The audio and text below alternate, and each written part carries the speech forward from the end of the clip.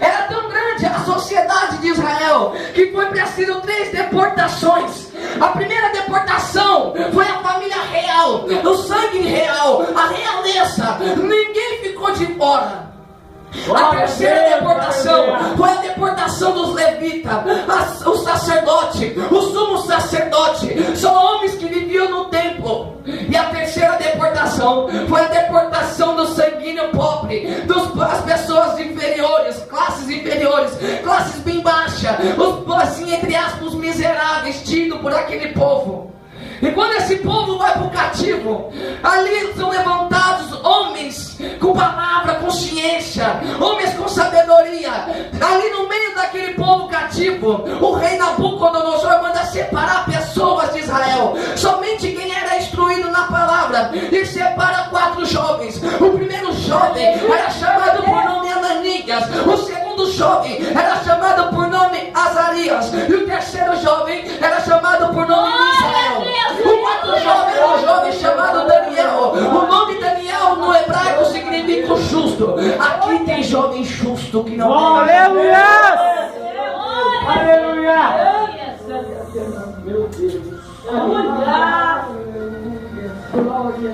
Aleluia, Jesus! Quando esses 4 jovens caem no cativo, o rei manda levantar eles como governadores.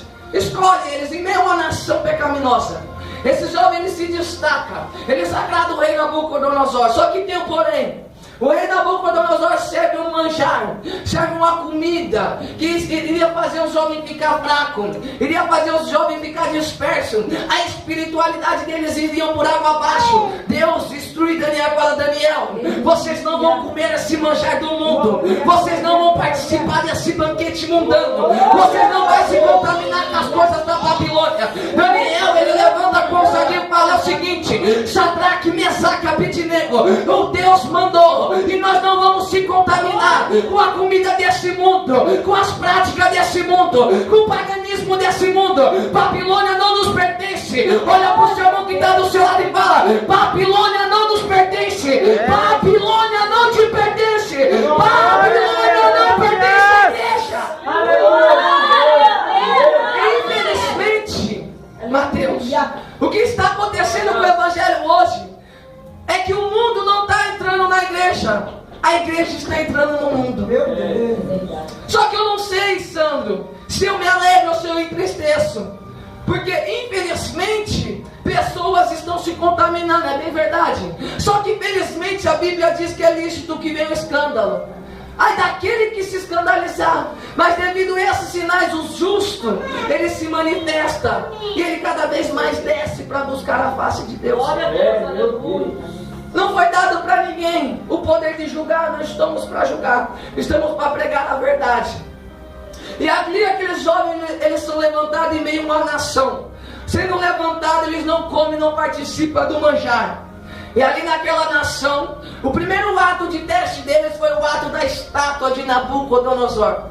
A história diz que Nabucodonosor manda fazer uma estátua. Construindo essa estátua, os jovens que estavam ali, aquela nação pecaminosa, e o povo da Babilônia veio um decreto: quando as trombetas, o saltra, os pífaros, o violão, o cavaquinho, o pandeiro, a bateria, quando tocar todo instrumento na terra de Babilônia, aquele que não se prostrar será lançado numa fornalha ardente. Quando começa e toca o violão, e toca a bateria, e toca o pandeiro, toca a harpa, toca o pífaro, vai tocando todo instrumento, vai fazendo a sinfonia. Quando pensa que não, uma nação inteira se prostra. Eu não estou falando de um país, eu não estou falando não estou falando da cidade, eu não estou falando do estado, eu estou falando da nação inteira. Praticamente naquela época, o mundo inteiro, todos que eram nascidos naquela época, no cativo de Israel, de Babilônia, se prostram a estátua,